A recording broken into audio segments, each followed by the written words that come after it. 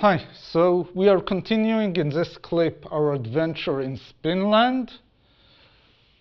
And as promised in the previous clip, we are now considering the case of two spins. Let's think about the following experiment. Let's assume we have some particle that has a spin 0. Then, for some reason, this particle splits into two particles, one of them moving to the right and one of them moving to the left, and each one of them is a spin half particle. So, due to conservation, we expect that if the spin in the left direction is up, the spin in the right direction is down, or vice versa. Both of them, of course, have to sum up to 0. And we are considering two spins. Let's assume that to the left and to the right, we have two physicists, Alice and Bob.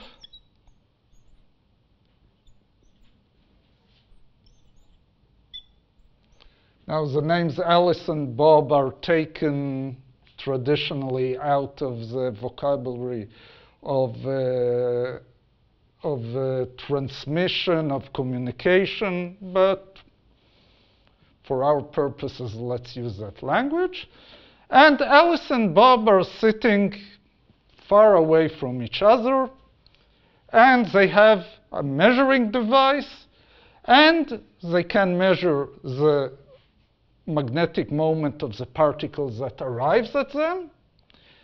Moreover, they can each time adjust the axis in which they are measuring the magnetic moment. Okay, so let's say that Alice decided to measure it in the direction of z, while Bob decided to measure it in 45 degrees to z, or we can write it as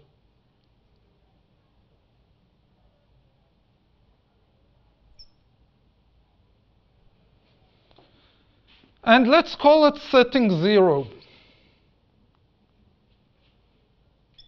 Now, they can also change the direction of their measurement. Let's say Alice in the second direction measures in the x direction, and we'll call it direction 1.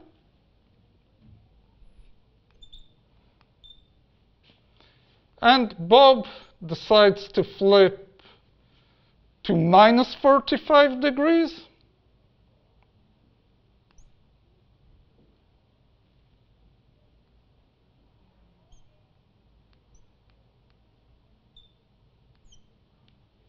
And sorry about that, it's not y here.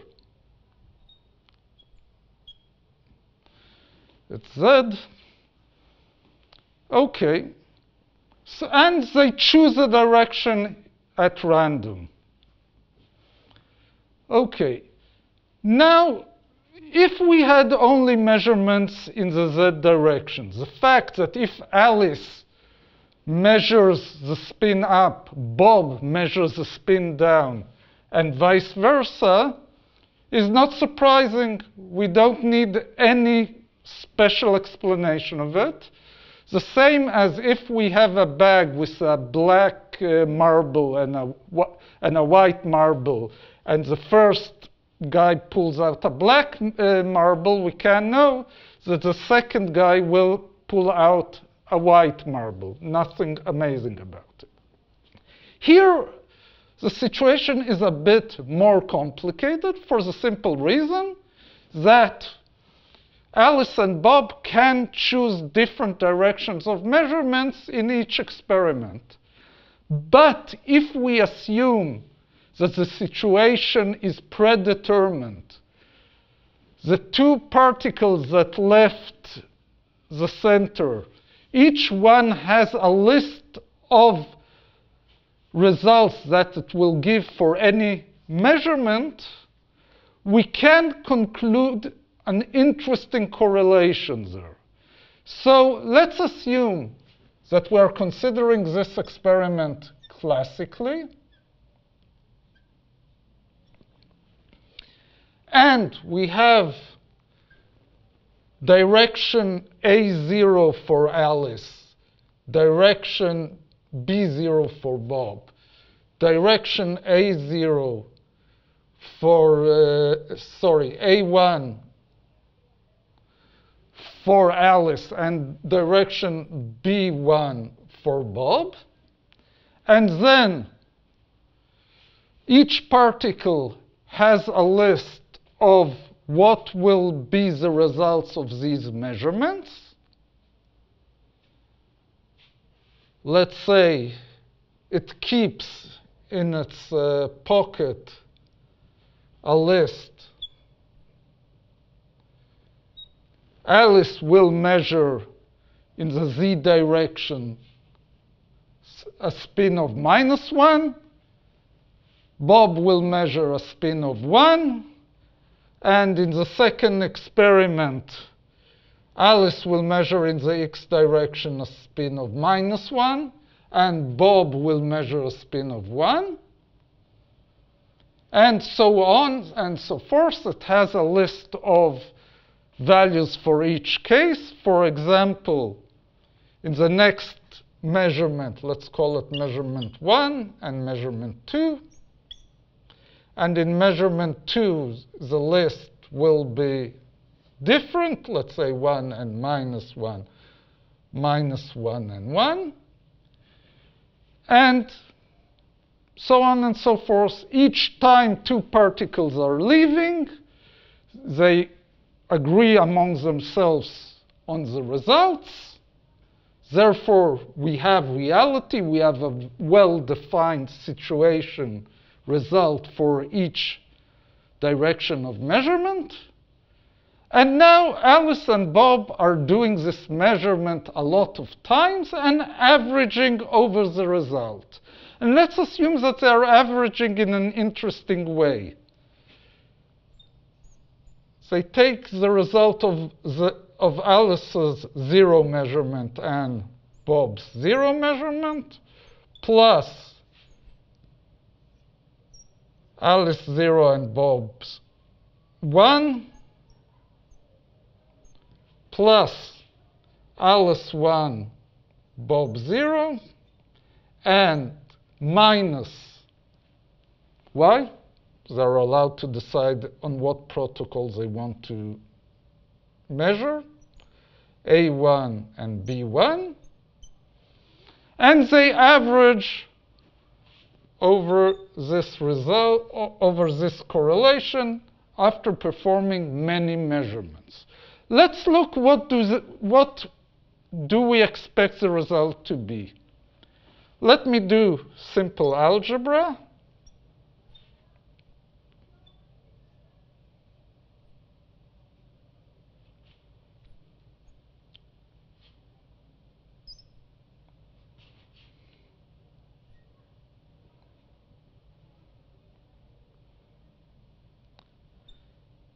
Notice that in the parentheses, we have either B0 plus B1 or B0 minus B1. Therefore, since B0 and B1 can be either both 1 or both, or plus minus 1 or both minus 1, we'll see that always one of these parentheses will result in 0. Let's explicitly look on case 1. So there we have minus 1. B0 plus B1 is 1 plus 1 is 2. Plus A1 in this case is -1 times b0 minus b1 is 0. So we got here -2. If it would have been case 2, it would be 1 -1 -1. Sorry, -1 plus 1 plus, in this case, a1 is -1, but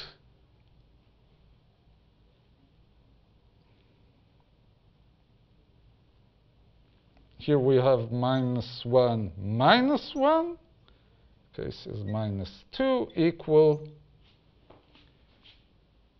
2. And you can convince yourself that in any case here we'll have either 0, any value between -2 and 2 is possible. So the average could be here between -2 and 2. Therefore, if there is a classical reality, meaning that leaving this point where the two particles separated and went each one on its own way, they decided what will be the result of the measurement for any direction that is measured, the result of this correlation must be between -2 and 2. Now, what happens in quantum mechanics? That we will see in the next clip. Thank you.